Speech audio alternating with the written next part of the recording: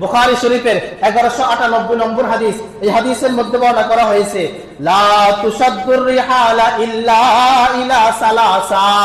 আল্লাহ রাসূল বলেন যে তোমরা যদি ভ্রমণ করতে চাও তাহলে 3 জায়গার মধ্যে ভ্রমণ করো। কয় জায়গার মধ্যে ভাই?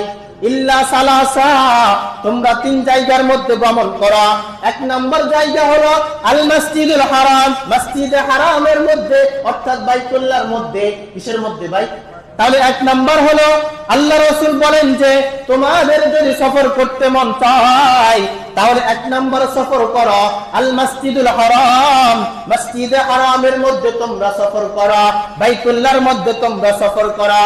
এরপরে আল্লাহ রাসূল বলেন যে ওয়া মসজিদুর রাসূলিল্লাহি সাল্লাল্লাহু আলাইহি ওয়াসাল্লাম, এরপরে আল্লাহ রাসূল বলেন যে তোমরা মদিনার মধ্যে সফর করো। কিসের মধ্যে ভাই? তোমরা মদিনার মধ্যে সফর করো। এরপরে আল্লাহ রাসূল বলেন যে ওয়া মসজিদুল আকসা, তোমরা মসজিদে আকসার মধ্যে সফর করো। কোথায় সফর করার জন্য বলছে ভাই? মসজিদে আকসার মধ্যে সফর করো। मैं दूर हूँ मजबूर हूँ ऐ सैयद आलम, दीदार दिखा दे नहीं आवाज़ सुना दो, दीदार दिखा दे नहीं आवाज़ सुना दो। मैं सूरत यूसुफ को नहीं चाहने वाला,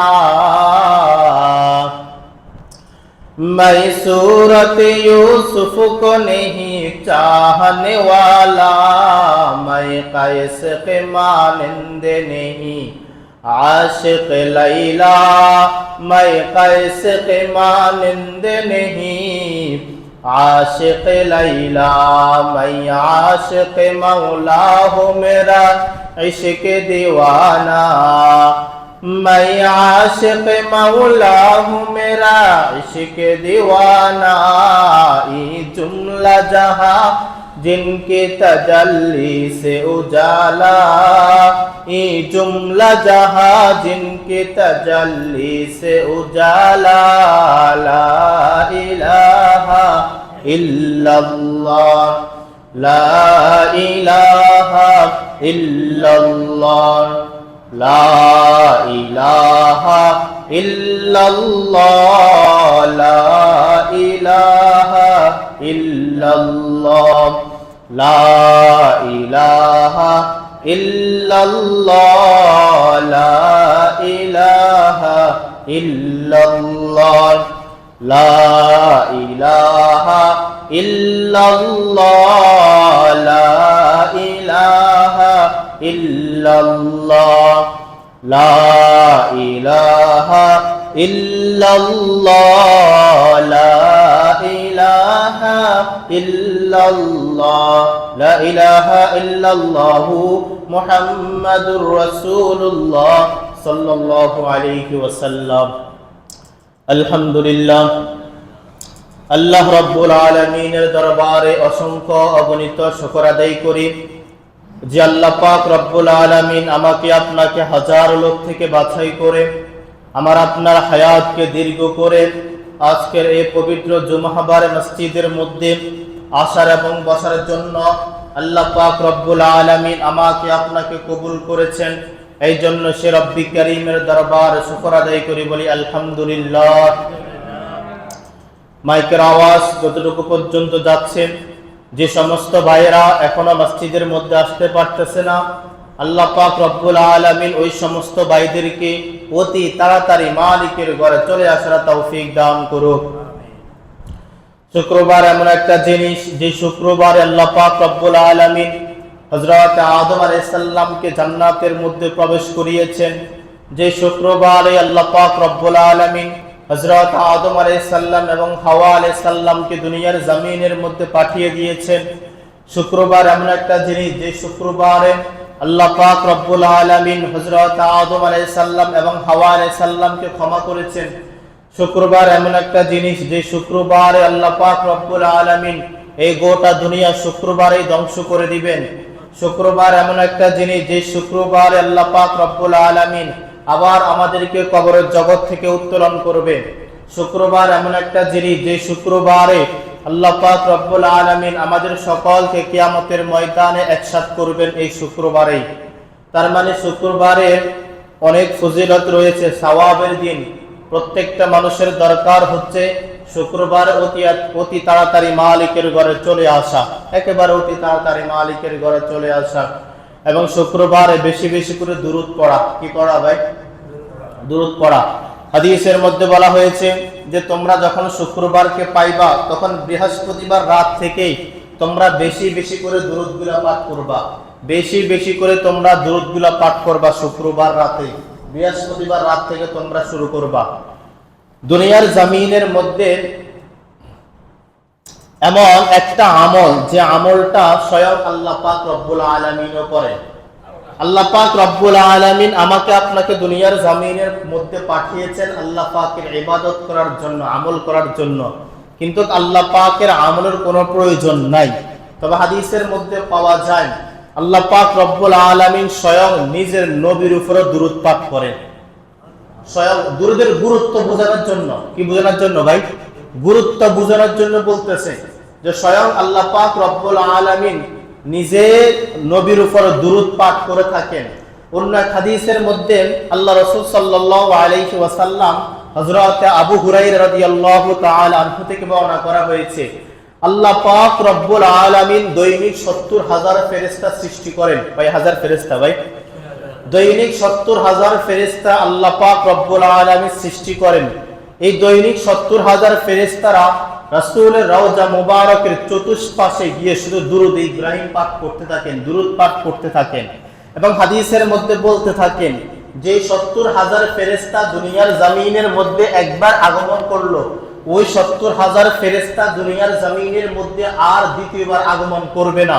তাহলে দেখেন আল্লাহ রাসূল দুনিয়ার জমিন থেকে যাওয়ার পরে আজ পর্যন্ত কত হাজার ফেরেশতা, দৈনিক 70,000 ফেরেশতা যদি আল্লাহ পাক রব্বুল আলামিন দুরূদ ইব্রাহিমের জন্য নাজিল করে থাকেন, তাহলে আল্লাহ রাসূল দুনিয়া থেকে যাওয়ার পর থেকে আজ পর্যন্ত 1450 বছর হয়ে গিয়েছে।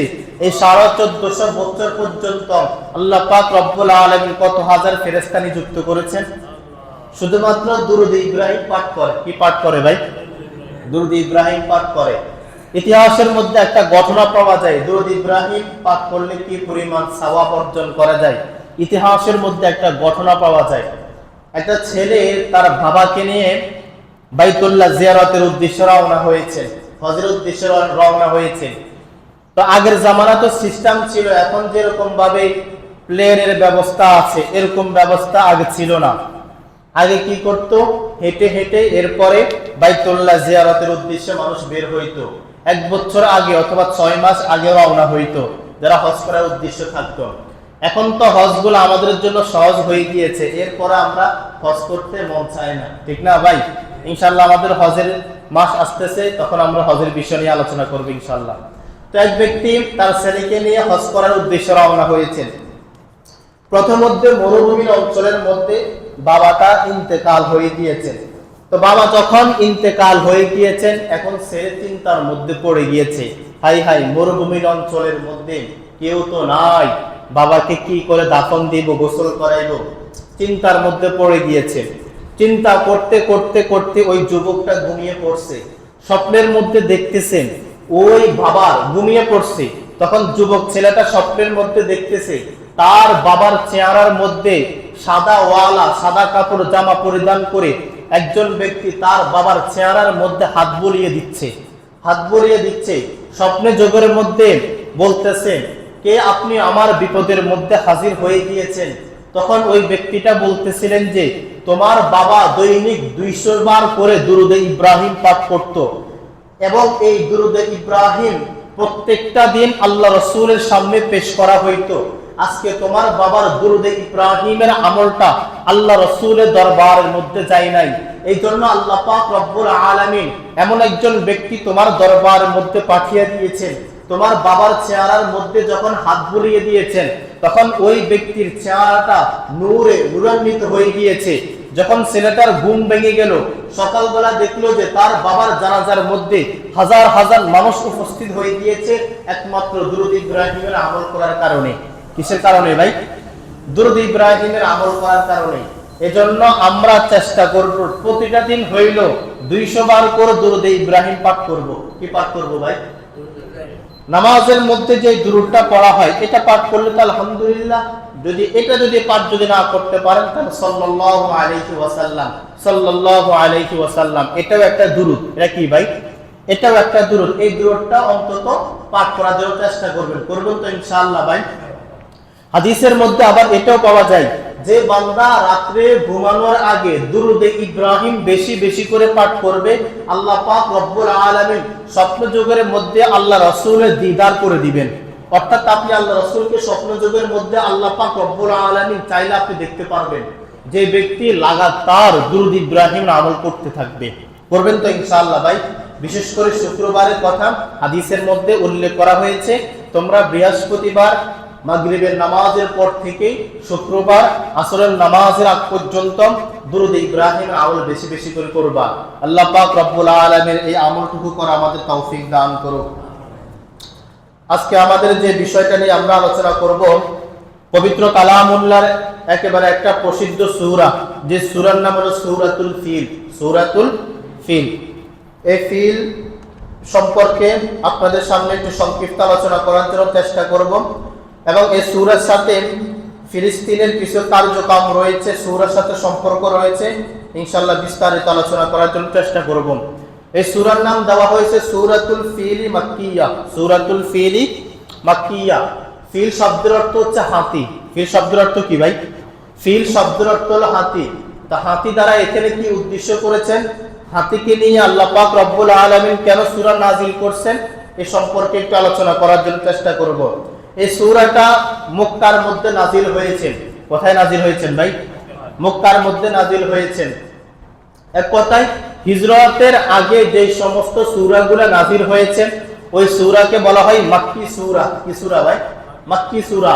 আর হিজরতের পরে যে সমস্ত সূরাগুলো নাজিল হয়েছে ওই সূরাগুলোকে বলা হয় মাদানিয়া। কি বলা হয় ভাই? মাদানিয়া। এই জিনিসটা আমাদেরকে মনে রাখতে হবে। তাহলে এই সূরাটা নাজিল হয়েছে মক্কার মধ্যে। কোথায় নাজিল হয়েছে ভাই? মক্কার মধ্যে। এখন প্রশ্ন আসতে পারে যে এই সূরাটা আল্লাহ পাক রব্বুল আলামিন হাতির উদ্দেশ্যে কেন নাজিল করছেন? কোন মানুষের উদ্দেশ্যে নাজিল করেন নাই, কোন জিনিসের উপর নাজিল করেন নাই। আল্লাহ পাক রব্বুল আলামিন এই সূরাটা হাতির নামে কেন নাজিল করেছেন? হাতির নামে কেন নাজিল করেছেন? তাফসীর বিশেষজ্ঞগণ বলেন যে আল্লাহ রাসূল সাল্লাল্লাহু আলাইহি ওয়াসাল্লাম যখন মক্কার মধ্যে যে বাইতুল্লাহটা আছে, এই বাইতুল্লাহটা অনেকে নির্মাণ করেছেন। আমরা হজের মৌসুমে আসলে বাইতুল্লাহ নির্মাণের কথা আলোচনা করব ইনশাআল্লাহ। এখন সংক্ষিপ্ত আকারে বোঝানোর জন্য বলতেছি, আল্লাহ রাসূল যখন বাইতুল্লাহ নির্মাণ করার পরে ঘোষণা করে দিলেন যে সবাই আসো বাইতুল্লাহ জিয়ারত করো। বাইতুল্লাহ কি করো ভাই? জিয়ারত করো। তো বাইতুল্লাহ জিয়ারত করার দ্বারা বিভিন্ন রাষ্ট্র থেকে বাইতুল্লাহ জিয়ারত করতে মানুষগুলো আসতো। তো আসলে কিন্তু রাষ্ট্রেরও একটা ইনকাম হইতো না ভাই? আমরা যে এখন যারা বাংলাদেশ থেকে আরব দেশে যায়, যারা হজ উমরা করতে যায়, তো এটার মধ্যে রাষ্ট্রের একটা বেনিফিট আছে না ভাই? আছে কিন্তু। তো রাষ্ট্রের একটা লাভবান হয়। তো তখন কিন্তু তৎকালীন ইয়ামানের গভর্নর ছিল আব্রাহাম। নাম কি ছিল ভাই? আব্রাহাম ছিল। তো আব্রাহাম দেখতে পাইল যে ব্যবসা বাণিজ্যের দিক থেকে আরব দেশ কিন্তু অনেক এগিয়ে যাচ্ছে, অনেক এগিয়ে যাচ্ছে। নবী রাহমাতুল লিল আলামিন যখন ঘোষণা করে দিলেন আসো বাইতুল্লাহ জিয়ারত করার জন্য তোমরা আসো, বিভিন্ন দেশের থেকে যখন বাইতুল্লাহ জিয়ারত করার জন্য মুসলমান আসতেছিল, তখন ইয়ামানের গভর্নর আব্রাহাম চিন্তা করতে লাগলো, আমিও যদি এই রকম একটা বাইতুল্লাহ নির্মাণ করি আমার ইয়ামেন শহরের মধ্যে, তখন কিন্তু বিভিন্ন শহর থেকে ইয়ামেনের মধ্যে আসবে এবং মানুষগুলা উমরা করবে, হজ করবে। সে একটা চিন্তা করতে লাগলো আরই যে আমি যদি ইয়ামেন শহরের মধ্যে যদি একটা এইরকম একটা মুহাম্মদ যেই রকম ভাবে বাইতুল্লাহ নির্মাণ করেছে কালো কাপড় দিয়ে এবং স্বর্ণ দিয়ে যেই রকম বাইতুল্লাহ নির্মাণ করা হয়েছে, আমি যদি এই রকম যদি করতে পারি তাহলে আমাদের ব্যবসা বাণিজ্য একটু উন্নতি হবে, ইয়ামানের মধ্যে বিভিন্ন রাষ্ট্র থেকে লোকগুলা আসবে। আব্রাহাম কি করলো? ইয়ামানের মধ্যে বাইতুল্লাহর মতন একটা বাইতুল্লাহ নির্মাণ করেছিল। বলে না নাউজুবিল্লাহ। বাইতুল্লাহ একটা নির্মাণ করেছে, কালো কাপড় দ্বারা, স্বর্ণ দ্বারা বাইতুল্লাহ নির্মাণ করেছিল ইয়ামানের গভর্নর আব্রাহাম। তো যখন বাইতুল্লাহ নির্মাণ করেছিল, সে এবার ঘোষণা করে দিয়েছে, বিভিন্ন জায়গার মধ্যে ঘোষণা করে দিলেন, কিন্তু কেউ আসে না উমরা করতে, কেউ হজ করতে আসে নাই। আব্রাহাম যখন ঘোষণা করে দিলেন, তোমরা আসো, ইয়ামানের মধ্যে আসো, আরব দেশের মধ্যে যেই বাইতুল্লাহ আছে, এই বাইতুল্লাহর মধ্যে যে তাওয়াফটা করা হয়, ইয়ামানের মধ্যে তোমরা আসো, এই বাইতুল্লাহর মধ্যে তাওয়াফ করা। সে যখন ঘোষণা করে দিল, কেউ তার ঘোষণা শুনে আসে না, তার শহরের লোকগুলাও আসে না, তার শহরের লোকগুলাও আসে না। তো একদিন রাত্রির ঘটনা, যখন সে বাইতুল্লাহ নির্মাণ করেছেন, ওই বাইতুল্লাহর মধ্যে ইয়ামানের যে ছোট ছোট বাচ্চাগুলা ছিল, ওই বাচ্চাগুলা তার বাইতুল্লাহর মধ্যে ওই ঘরের ভিতরে ঢুকে তারা ইস্তেঞ্জা করে দিত, ইস্তেঞ্জা করে দিত। সকালবেলা যখন বাদশাহ আব্রাহাম আসলো, আসার পরে দেখলো যে তার যে বাইতুল্লাহ সে নির্মাণ করেছে, ওই বাইতুল্লাহর মধ্যে ময়লা আবর্জনা পড়ে আছে। তো এবার আব্রাহাম একটা চিন্তা করলো যে তার দেশের যে সমস্ত বাচ্চাগুলা এই কাজগুলা করেছে, তাদেরকে তো কিছু করতে পারবে না।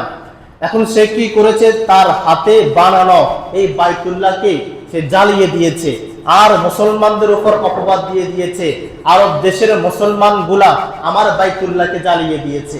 মুসলমানদের উপর নিজে জ্বালিয়েছে, কিন্তু নিজে জ্বালিয়েছে, নিজে জ্বালানোর পরে মুসলমানদের উপর অপবাদ দিয়ে দিয়েছে যে তারা আমার বাইতুল্লাহকে জ্বালিয়ে দিয়েছে। এবার আব্রাহাম কি করলো? যে মুসলমানের বিপক্ষে বাইতুল্লাহ, আরব দেশের যে বাইতুল্লাহ আছে, ওই বাইতুল্লাহকে ধ্বংস করে দেওয়ার জন্য আব্রাহাম চিন্তা ফিকির করলো। আল্লাহর ঘর বাইতুল্লাহকে ধ্বংস করা দেওয়ার জন্য আব্রাহাম চিন্তা ফিকির করতে লাগলো যে আমি আল্লাহর ঘর বাইতুল্লাহকে ধ্বংস করে দিব। তারা কেন আমার বাইতুল্লাহকে পুড়িয়ে দিয়েছে, অথচ সে নিজের বাইতুল্লাহকে নিজে পুড়িয়েছে, কিন্তু মুসলমানদের উপর অপবাদ চালিয়ে দিয়েছে। আব্রাহাম এবার যুদ্ধ ঘোষণা করে দিয়েছেন। কি ঘোষণা করলেন ভাই? আব্রাহাম যখন যুদ্ধ ঘোষণা করে দিলেন, এবার আল্লাহ রাসূল চিন্তার মধ্যে পড়ে গেলেন যে আব্রাহাম বাইতুল্লাহকে ধ্বংস করে দিবেন, বাইতুল্লাহকে ধ্বংস করে দিবেন। আল্লাহ পাক রব্বুল আলামিন জানিয়ে দিলেন, ও মুহাম্মদ, আপনি যখন দ্বীনের দাওয়াত দিয়েছিলেন, কালিমার দাওয়াত দিয়েছিলেন, মক্কার কাফেররা আপনাকে হত্যা করার জন্য অনেক চক্রান্ত করেছে না ভাই? আল্লাহ রাসূল যখন দ্বীনের দাওয়াত দিয়েছিলেন, মক্কার বড় বড় ব্যক্তিরা আল্লাহ রাসূলকে হত্যা করার জন্য অনেক চক্রান্ত করেছিলেন। আল্লাহ রাসূল যখন কালিমার দাওয়াত দিয়েছিলেন, আল্লাহ রাসূলকে দুনিয়া থেকে বিদায় করে দিবেন, কিন্তু আল্লাহ পাক রব্বুল আলামিন নিজের রাসূলকে হেফাজত করেছেন। কি করেছেন ভাই? নিজের রাসূলকে, নিজের বন্ধুকে আল্লাহ পাক রব্বুল আলামিন হেফাজত করেছেন। যেই মানুষটাকে, নবীকে আল্লাহ পাক রব্বুল আলামিন হেফাজত করেছেন, আল্লাহ পাক রব্বুল আলামিন চাইলে নিজের বাইতুল্লাহকে হেফাজত করতে পারেন কি পারে না? পারে না ভাই? অবশ্যই পারেন। আল্লাহ পাক রব্বুল আলামিন বললেন যে, ও মুহাম্মদ, আপনি কোনো চিন্তা করবেন না, আমি আল্লাহ আমার বাইতুল্লাহকে আমি আল্লাহ হেফাজত করব। আল্লাহ পাক রব্বুল আলামিন জিবরাইল আলাইহিস সালামের মাধ্যমে সব কিছু জানিয়ে দিলেন যে আমি আল্লাহ আমার মালিক বাইতুল্লাহকে হেফাজত করবেন, আপনি কোনো চিন্তা করবেন না। আব্রাহাম যখন দল বল সৈন্য সহকারে ইয়ামেন থেকে আরব দেশের মধ্যে সৈন্য বাহিনী নিয়ে আসতেছিল, এই সৈন্যের মধ্যে কিছু ছিল ঘোড়া, কিছু ছিল ওট, আবার কিছু ছিল হাতি। কি ছিল ভাই? হাতি। এজন্য হাতির নামে সূরাতুল ফিল নামে আল্লাহ পাক রব্বুল আলামিন সূরা কিন্তু নাযিল করেছিলেন। হস্তি বাহিনী, এটাকে তাফসীর বিশারদগণ বলেন যে হস্তি বাহিনী। কি বাহিনী ভাই? হাতি ইত্যাদি অনেক কিছু ছিল, এদেরকে বলা হয়তো হস্তি বাহিনী। তো হস্তি বাহিনী নিয়ে আব্রাহাম যখন আরব দেশের মধ্যে রওনা করলেন, আরব দেশের মধ্যে যখন রওনা করলেন, হস্তি বাহিনী অনেক তলোয়ার নিয়ে যখন আসতেছিল, এবং আল্লাহ পাক রব্বুল আলামিন তো নিজের জিম্মার মধ্যে নিয়েছেন না ভাই? যখন সে রওনা করেছিল প্রতিমধ্যে আসমান থেকে আবাবিল ফাকি, কি পাখি ভাই? আবাবিল ফাকি, ওই পাখির প্রত্যেকটা ঠোঁটের মধ্যে আল্লাহ পাক রব্বুল আলামিন একটা কঙ্কর রেখে দিয়েছেন। ওই পাখিগুলা যখন আসমান থেকে কঙ্করগুলা নিক্ষেপ করলো, প্রত্যেকটা ব্যক্তির মাথার মধ্যে পড়লো, মাঝখানের মধ্যে পড়লো। যারা আরব দেশের মধ্যে বাইতুল্লাহ যে আছে, ওই বাইতুল্লাহকে ধ্বংস করার জন্য যখন আসতেছিল, ওই আবাবিল পাখির গুলার ঠোঁটের মধ্যে যে কঙ্কর গুলা ছিল, ওই কঙ্কর গুলা যখন প্রত্যেকটা সেনাদের মাথার মধ্যে পড়লো, তাদের মাথা দুই ভাগ হয়ে গিয়েছে। শুধু তাদের দেহ দুই ভাগ হয়ে যায় নাই, তারা যে হস্তি বাহিনী গুলার মধ্যে ছিল, ওই হস্তি বাহিনী গুলা দুই ভাগ হয়ে গিয়েছে। ওই হস্তি বাহিনী গুলাও দুই ভাগ হয়ে গিয়েছেন। আল্লাহ পাক রব্বুল আলামিন তখন এই সূরাতুল ফিলটা নাযিল করে দিলেন। কে নাযিল করলেন ভাই? এই সূরাতুল ফিলটা আল্লাহ পাক রব্বুল আলামিন তখন জিবরাইল আলাইহিস সালামের মাধ্যমে নাযিল করে দিলেন। আলাম তারা কাইফা ফাআলা রাব্বুকা বিআসহাবিল ফিল।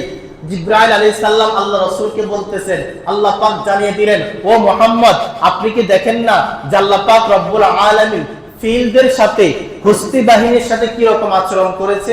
কি রকম আচরণ করেছে? আসমান থেকে আবাবিল পাখির ঠোঁটের মধ্যে কঙ্কর ছিল, কঙ্করগুলা নিক্ষেপ করেছে, প্রত্যেকটা সেনা এবং প্রত্যেকটা হস্তি বাহিনীগুলা দুই টুকরা হয়ে গিয়েছে। তখন আল্লাহ পাক রব্বুল আলামিন এই সূরাতুল ফিলটা নাযিল করলেন। কি নাযিল করলেন ভাই? এই সূরাতুল ফিলটা নাযিল করলেন। এই সূরাতুল ফিলের মধ্যে আল্লাহ পাক আমাদেরকে শিক্ষা দিচ্ছেন যে দুনিয়ার জমিনের মধ্যে অনেক সৈন্য, দুনিয়ার জমিনের মধ্যে অনেক ব্যক্তিগুলা এমন ভাবে আসবে যে তারা আসে আল্লাহর ঘরগুলাকে ধ্বংস করে দেওয়ার জন্য চেষ্টা করবে। কি করবে ভাই? আল্লাহর ঘরগুলাকে ধ্বংস করে দেওয়ার জন্য চেষ্টা করবে। কিন্তু আল্লাহর ঘরগুলা কখনো ধ্বংস হবে না। এগুলার জিম্মাদার কে ভাই? আল্লাহ পাক রব্বুল আলামিন এগুলার জিম্মাদার হবে। কখনোই আল্লাহর ঘরগুলা কেউ ধ্বংস করতে পারবে না। সবগুলার জিম্মাদার কে ভাই? সবগুলোর জিম্মাদার হচ্ছেন আল্লাহ পাক রব্বুল আলামিন। কখনো কেউ ধ্বংস করতে পারবে না, কিন্তু চক্রান্ত করবে কিভাবে আল্লাহর ঘরগুলাকে ধ্বংস করে দেওয়া যায়, কিভাবে আল্লাহর ঘরগুলাকে ধ্বংস করে দেওয়া যায়। যেমন বর্তমানে ফিলিস্তিনের মধ্যে মসজিদুল আকসাকে তারা কিভাবে ধ্বংস করে দেওয়ার জন্য চেষ্টা ফিকির করতেছে না ভাই? হ্যাঁ, করতেছে। যে ফিলিস্তিনের যে বাইতুল মাকদাসটা আছে, এটা মুসলমানদের প্রথম কিবলা। কি কিবলা ভাই? মুসলমানদের প্রথম কিবলা কিন্তু এই জিনিসটা ছিল, এই জিনিসটা ছিল। আজকে তারা মুসলমানদের এই কিবলাটাকে ধ্বংস করে দেওয়ার জন্য কি পরিমাণ তারা মানুষদের উপর অত্যাচার করতেছে, কি পরিমাণ হাজার হাজার মুসলমানদেরকে তারা হত্যা করতেছে, যেগুলো আমরা কিন্তু প্রত্যেকটা ব্যক্তিগুলো দেখতে পাচ্ছি না ভাই? এই যে সূরাতুল ফিলের মধ্যে আমাদেরকে এই শিক্ষা দিচ্ছেন, যারা আল্লাহর ঘরগুলোকে ধ্বংস করে দিতে চাইবেন, আল্লাহ পাক রব্বুল আলামিন যুগে যুগে এমন কিছু ব্যক্তি পাঠিয়ে দিবেন, যে ব্যক্তিগুলোর পাঠানোর মধ্যে তারা কখনো আল্লাহর ঘরগুলোকে ধ্বংস করতে পারবে না। পারবে ভাই? কখনোই ধ্বংস করতে পারবে না। কারণ এগুলোর জিম্মাদার কে ভাই?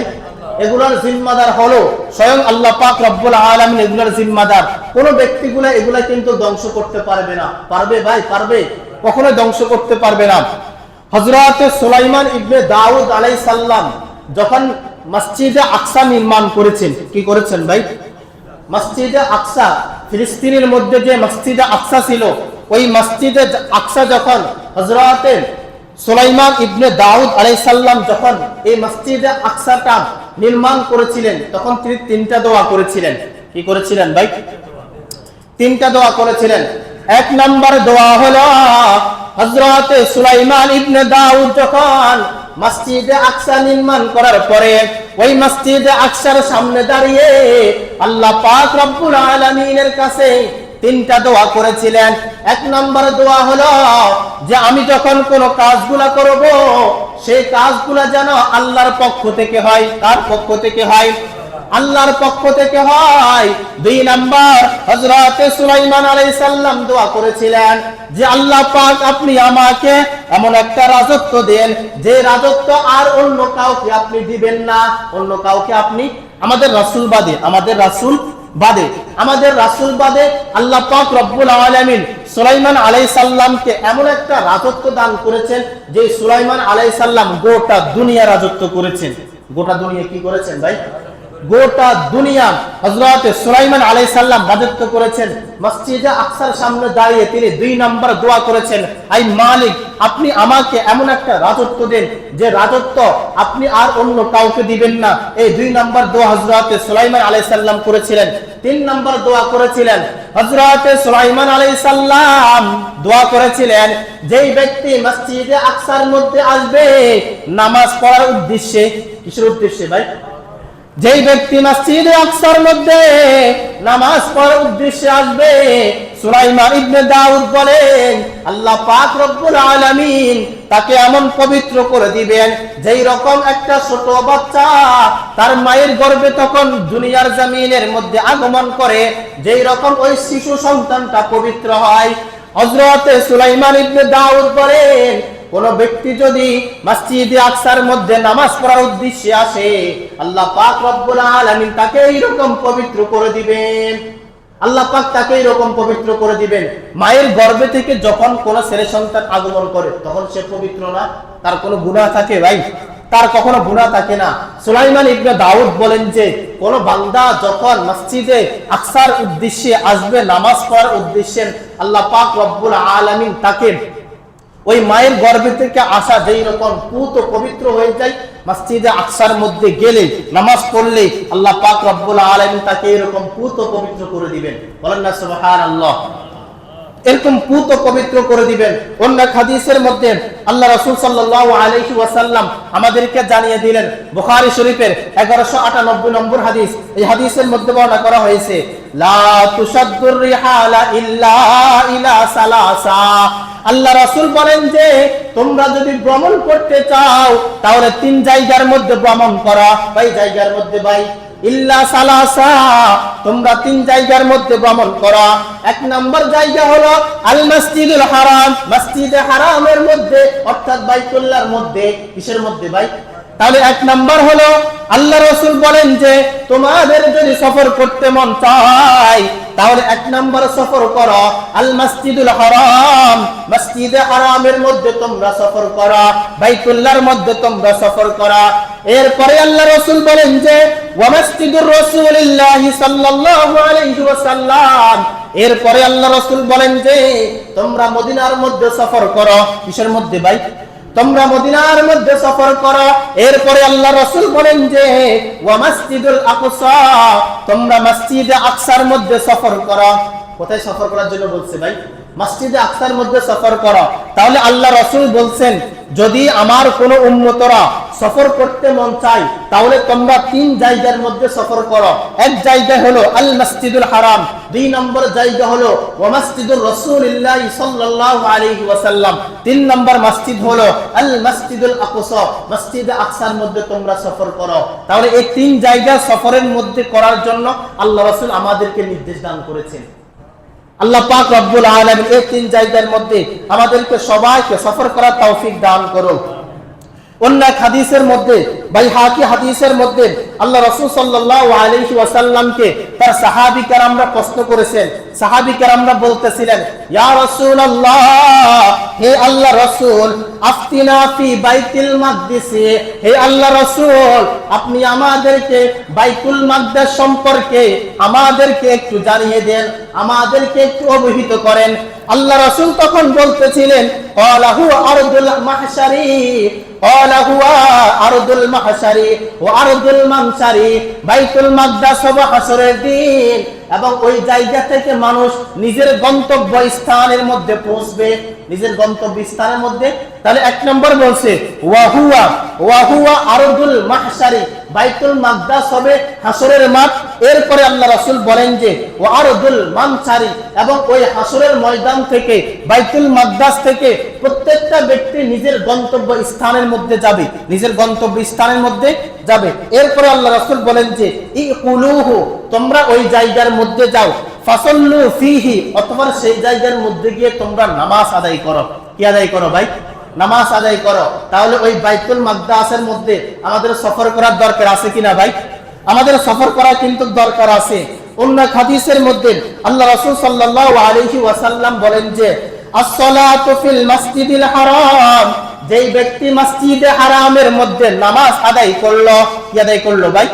as-salatu fil masjidil haram, আল্লাহ রাসূল বলেন যে যেই ব্যক্তি মসজিদে হারামের মধ্যে মানে বাইতুল্লাহর মধ্যে নামাজ আদায় করলো, বিমা মিআতি আলফি সালাতিন, 1,00,000 রাকাতের সওয়াব আল্লাহ পাক রব্বুল আলামিন ওই বান্দার আমলনামার মধ্যে লিখে দিবেন।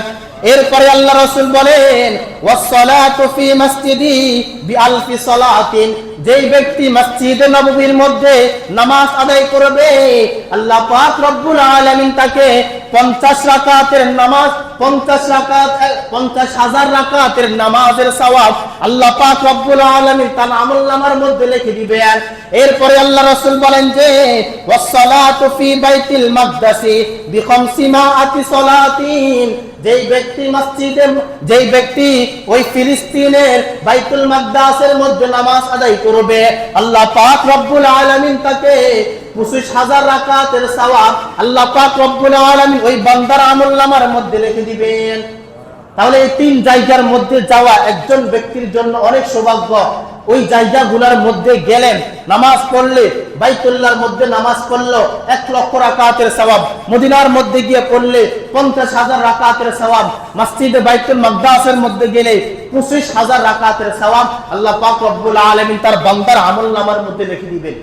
তাহলে এই জায়গাগুলোর মধ্যে যাওয়ার দরকার আছে কিনা ভাই?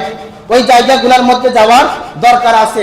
অন্য হাদিসের মধ্যে আল্লাহ রাসূল সাল্লাল্লাহু আলাইহি ওয়াসাল্লাম বলেন যে বুখারী শরীফে 3366 নম্বর হাদিস, আল্লাহ রাসূল এই হাদিসের মধ্যে বলেন যে আন আবি যার রাদিয়াল্লাহু তাআলা আনহু قال, হযরত আবু যার রাদিয়াল্লাহু তাআলা আনহু আল্লাহ রাসূল সাল্লাল্লাহু আলাইহি ওয়াসাল্লামকে প্রশ্ন করলেন, কুলতু ইয়া রাসূলুল্লাহ, হে আল্লাহ রাসূল, আইয়ু মসজিদিন উদিয়াল আরদি আউয়ালু, দুনিয়ার জমিনের মধ্যে কোন মসজিদটা আগে নির্মাণ করা হয়েছে? কোন মসজিদটা আগে নির্মাণ করা হয়েছে? আল্লাহ রাসূল তখন বললেন ক্বালা আল মসজিদুল হারাম, দুনিয়ার জমিনের মধ্যে সর্বপ্রথম মসজিদ নির্মাণ করা হয়েছে আল মসজিদুল হারাম, মসজিদে হারাম মানে বাইতুল্লাহ। কি ভাই? বাইতুল্লাহ মানে আল্লাহর ঘর। এরপর আবু যর আবার আল্লাহ রাসূলকে প্রশ্ন করলেন, কুলতু আইয়ু, এরপর কোন মসজিদটা নির্মাণ করা হয়েছে? ক্বালা, আল্লাহ রাসূল আবার বললেন আল মসজিদুল আকসা, এরপর দ্বিতীয় নির্মাণ করা হয়েছে মসজিদে আকসা, মসজিদে আকসা নির্মাণ করা হয়েছে। এবার আবু যর আবার জিজ্ঞেস করলেন, কুলতু কাম বাইনাহুমা, এই 2 মসজিদের মধ্যে পার্থক্য মানে নির্মাণের সময় কতটুকু? নির্মাণের সময় কতটুকু? এবার আল্লাহ রাসূল বললেন ক্বালা 40 সানাতা, 40 বছরের দূরত্ব। কয় বছর ভাই? 40 বছর, অর্থাৎ 40 বছরের ব্যবধানে আল্লাহ পাক রব্বুল আলামিন সর্বপ্রথম বাইতুল্লাহ নির্মাণ করেছেন। এরপরে 40 বছর পরে এরপরে আল্লাহ রাসূল কি করেছেন? আবার বাইতুল আকসাকে নির্মাণ করেছেন। কি নির্মাণ করেছেন ভাই? বাইতুল আকসাকে নির্মাণ করেছেন। এরপরে মদিনাকে আল্লাহ রাসূল নির্মাণ করেছেন। মদিনাকে আল্লাহ রাসূল নির্মাণ করেছেন। এই হাদিসগুলোর দ্বারা আমরা কি বুঝতে পারি? এই হাদিসগুলোর দ্বারা আমাদেরকে শিক্ষণীয় বিষয় হচ্ছে এটাই যে বাইতুল্লাহ যে পরিমাণ সওয়াব রয়েছে এবং কি মদিনার মধ্যে যে পরিমাণ সওয়াব রয়েছে, মসজিদে আকসারও কিন্তু সওয়াব রয়েছে। মসজিদে আকসারও কিন্তু কি রয়েছে ভাই? মসজিদে আকসাকে কিন্তু আপনি বাদ দিতে পারবেন না, কারণ এটা মুসলমানদের প্রথম কিবলা। মুসলমানদের কি কিবলা ভাই? মুসলমানদের প্রথম কিবলা। এই কিবলা কখনো কোনো নাস্তিক ধ্বংস করতে পারবে না। পারবে ভাই? পারবে? কখনোই ধ্বংস করতে পারবে না। আল্লাহ রাসূল সাল্লাল্লাহু আলাইহি ওয়াসাল্লাম যখন 16 হিজরিতে ইন্তেকাল হওয়ার পরে হযরত ওমর ফারুক রাদিয়াল্লাহু তাআলা যখন শাসন আমলের মধ্যে আসলো, 5 বছরের পরে ওমর ফারুক রাদিয়াল্লাহু তাআলা এই মসজিদে আকসাকে শত্রু থেকে ওমর ফারুক রাদিয়াল্লাহু তাআলা নিজের দায়িত্বের মধ্যে আনলেন, মুসলমানদের দায়িত্বের মধ্যে আনলেন। তখন মুসলমানদের সাথে সন্ধি চুক্তি করেছিল যে মুসলমানরা তোমরা মসজিদে আকসার মধ্যে আসতে পারবা, তবে কিন্তু মসজিদে আকসা দখল করতে পারবে না। কি করতে পারবে না ভাই? দখল করতে পারবে না। ওমর ফারুক রাদিয়াল্লাহু তাআলা স্বয়ং নিজে মসজিদে আকসা, ফিলিস্তিনের যে মসজিদ আছে মসজিদে আকসা, ওমর ফারুক স্বয়ং নিজের হাত দ্বারা ময়লাগুলো পরিষ্কার করেছিল। কি করেছিল ভাই? ময়লাগুলা মসজিদ নিজে ঝাড়ু দিয়েছেন, পরিষ্কার করেছেন। বিভিন্ন সাহাবী কেরামদেরকে নিয়ে পরিষ্কার করেছেন। এরপর মুসলমানরা মসজিদে আকসাকে নিজেদের মধ্যে শাসন করেছিলেন 500 বছর। কয় বছর ভাই? 500 বছর। ওমর ফারুক রাদিয়াল্লাহু তাআলা জামানা থেকে 500 বছর মুসলমানরা মসজিদে আকসাকে শাসন করেছিল। এরপরে আবার ব্রিটিশরা এসে মুসলমানদের এই মসজিদে আকসাকে তারা নিয়ে গিয়েছিল। এরপরে আল্লাহ পাক রব্বুল আলামিন সালাউদ্দিন আইয়ুবীকে পাঠিয়ে দিয়েছেন মুসলমানদের জন্য, একটা সৈনিক পাঠিয়ে দিয়েছেন সালাউদ্দিন আইয়ুবী। এই সালাউদ্দিন আইয়ুবী ফিলিস্তিনদেরকে আবার দখল করেছেন। সালাউদ্দিন আইয়ুবী যখন ফিলিস্তিনকে দখল করেছেন, তখন মুসলমানরা 1000 বছর পর্যন্ত এই ফিলিস্তিনদেরকে মুসলমানের রাজত্বের মধ্যে ছিল। 1948 এর পর থেকে যখন সালাউদ্দিন আইয়ুবী দুনিয়া থেকে বিদায় হয়ে চলে গেলেন, 1948 থেকে আজকে 2025 সাল পর্যন্ত ব্রিটিশ সরকাররা, ইহুদিরা মুসলমানদের এই ফিলিস্তিনকে দখল করার জন্য চেষ্টা করতেছে। এখন তারা দেখেন, ফিলিস্তিন কিন্তু একেবারে ছোট্ট একটা শহর ছিল না, গাজা কিন্তু ছোট্ট একটা শহর ছিল না। ফিলিস্তিনের অধীনে, তালেবানদের অধীনে এই গোটা অনেক বড় একটা রাজত্ব ছিল। অনেক বড় কি ছিল ভাই? রাজত্ব ছিল। ব্রিটিশরা, নাস্তিকরা এগুলা দখল করতে করতে করতে আজকে তারা গাজাকে দখল করেছে, ফিলিস্তিনদেরকে দখল করেছে। ঠিক না ভাই? এই দুইটাকে দখল করেছে। তবে হাদিসের ভাষ্যের মধ্যে পাওয়া যায় যে হ্যাঁ, এমন একটা সময় আসবে যে সময়ের মধ্যে ফিলিস্তিনকে তারা দখল করবে, গাজাকে দখল করবে। তবে এটা বেশিক্ষণ তারা দখল করতে পারবে না। যেই রকম ভাবে তারা দখল করার পরে সালাউদ্দিন আইয়ুবীর নেতৃত্বে ফিলিস্তিন আবার বাইতুল মাকদাসকে দখল করেছিল, আল্লাহ রাসূল হাদিসের মধ্যে স্পষ্ট ভাষায় বলে দিয়েছিলেন সাময়িকভাবে ফিলিস্তিনের বাইতুল আকসাকে তারা দখল করবে। তবে হ্যাঁ, খোরাসান থেকে একটা কালিমার পতাকা উত্তোলন হবে। কোন জায়গা থেকে ভাই? খোরাসান থেকে। আল্লাহ রাসূল হাদিসের মধ্যে বলে দিয়েছেন খোরাসান থেকে একটা কালিমার পতাকা উত্তোলন করবে। ওই কালিমার পতাকা উত্তোলন করতে করতে আল্লাহর বান্দারা জিহাদ করতে করতে ফিলিস্তিনের মধ্যে আসবে, মসজিদে আকসার মধ্যে আসবে। ওই মসজিদে আকসার মধ্যে এসে ওই জায়গার মধ্যে আল্লাহর বান্দা ইমাম মাহদী প্রকাশ করবেন।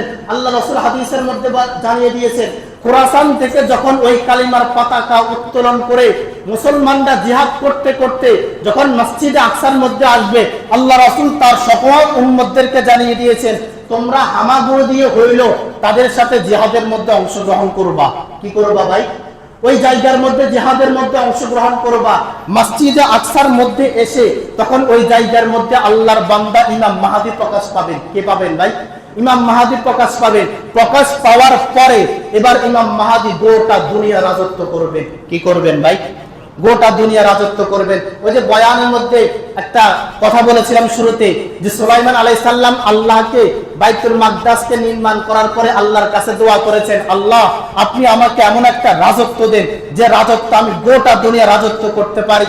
এমন একটা রাজত্ব ওই ফিলিস্তিনের মধ্যে বাইতুল মাকদাসের মধ্যে ইমাম মাহদী যখন আসবে ওই রাজত্ব ইমাম মাহদীকে দেওয়া হবে।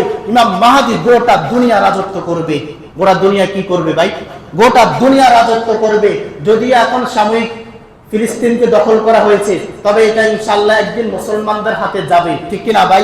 ইনশাআল্লাহ একদিন মুসলমানদের হাতে যাবে এবং ইমাম মাহদীর হাতে যাবে। ইমাম মাহদী গোটা দুনিয়া রাজত্ব করবে। কি করবে ভাই? গোটা দুনিয়া রাজত্ব করবে। তবে দুঃখের বিষয় হলো এটাই যে যখন কোনো মুসলমানদের উপর অত্যাচার করা হয়, যখন কোনো মুসলমানদের উপর এই রকম অত্যাচার করা হয়, তখন আমাদের আরব কান্ট্রির মধ্যে যেই সমস্ত দালালগুলা বসে আছে ওই সমস্ত দালালগুলা একটার মুখ থেকে কোনো কথা বাইর হয় না। ঠিক কিনা ভাই? একটারও মুসলমানদের একটারও মুখ থেকে কোনো কথা বাইর হয় নাই।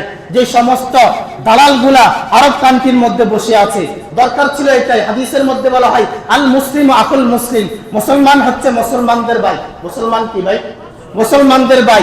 যখন কোনো মুসলমানদের উপর অত্যাচার করা হবে তখন প্রত্যেকটা রাষ্ট্রের জন্য করণীয় হচ্ছে মুসলমানদের পক্ষ হয়ে তাদের বিরুদ্ধে জিহাদ করা। কি করা ভাই? কিন্তু আমাদের দেশগুলোতে এরকম হচ্ছে ভাই না, একদিন না একদিন এগুলা মালিকের দরবারে কিন্তু জবাব দেওয়া লাগবে। আর ফিলিস্তিনের ভাইগুলো তো এটাই বলতেছে যখন আমাদের উপর অত্যাচার করা হয়, আমাদের যে আরব কান্ট্রি মুসলমান ভাইগুলো আছে তারা কিন্তু একটা আমাদের সহযোগিতার মধ্যে আসতেছে না। কিয়ামতের ময়দানে তারা যদি মালিকের সামনে নালিশ তুলে দেয় তা আমার আপনার কি অবস্থা হবে? আল্লাহর দরবারে আমাদেরকে দাঁড় করানো হবে যে আমাদের উপর এত অত্যাচার করা হচ্ছে, শিশু নির্যাতন হারাম, নারী নির্যাতন হারাম, শিশুদেরকে হত্যা করা হারাম, নারীদেরকে হত্যা করা হারাম, কিন্তু এগুলো দেখার পরও কোন আরব কান্ট্রি কোনো কথাবার্তা বলতেছে না। কিয়ামতের ময়দানে তাদেরকে মালিকের দরবারে দাঁড় করানো হবে আর প্রত্যেকটা জিনিসের জন্য হিসাব করা হবে, ঠিক কিনা ভাই? এখন আসেন, আমাদের পক্ষ থেকে আমাদের করণীয় হচ্ছে তাদের যে পণ্যগুলো আছে সবগুলো আমাদেরকে বয়কট করতে হবে। কি করতে হবে ভাই? আপনি আপনার জায়গা থেকে একটা প্রতিবাদ করবেন, একটাই প্রতিবাদ করবেন যে তাদের যে সমস্ত পণ্যগুলো আছে আমরা এই পণ্যগুলো বয়কট করব। কি করব ভাই? এই পণ্যগুলো বয়কট করব তো ইনশাআল্লাহ ভাই। যার কোনো দোকানের মধ্যে পাওয়া যাবে তাকে সংশোধন করে দিবেন। যে আপনি বলবেন যে না তাদের এগুলো ব্যবহার করলে কি হবে, তাদের কাছে কি আমাদের টাকাগুলো যাচ্ছে? যাচ্ছে না ভাই। 1 টাকা হইলে তো ইসরায়েলের কাছে যাচ্ছে না ভাই? অবশ্যই যাচ্ছে। তাহলে যাওয়া মানে আপনি তাকে সহযোগিতা করতেছেন। তাহলে আপনি মুসলমান হিসেবে আপনার করণীয় হচ্ছে আপনি কখনোই এই কাজগুলো করতে পারবেন না। রাজি আছেন তো ইনশাআল্লাহ ভাই? আল্লাহ পাক রব্বুল আলামিন আমাদের সবাইকে তৌফিক দান করুন। এগুলা সম্পর্কে আগামীকাল ঢাকার মধ্যে লং মার্চ হবেন, এমনকি আমাদের নোয়াখালীতেও হবে, কারিগর উচ্চ বিদ্যালয়ের মধ্যেও হবে। আমরা প্রত্যেকটা ব্যক্তির চেষ্টা করবেন, সাইকে চরমনায় আসবে কারিগর উচ্চ বিদ্যালয়ের মধ্যে, চৌরাস্তার মধ্যে আমরা সকলে যাওয়ার জন্য চেষ্টা করবেন। আমাদের সময়ের মধ্যে হবে, ঢাকার মধ্যে হবে। প্রত্যেকটা ব্যক্তি নিজ নিজ জায়গা থেকে আমরা সকলে অংশগ্রহণ করার জন্য চেষ্টা করবো তো ইনশাআল্লাহ ভাই। আল্লাহ পাক রব্বুল আলামিন পর্যন্ত যে কথাবার্তাগুলো বললাম আমাকে আপনাকে বুঝার এবং আমল করার তৌফিক দান করুন।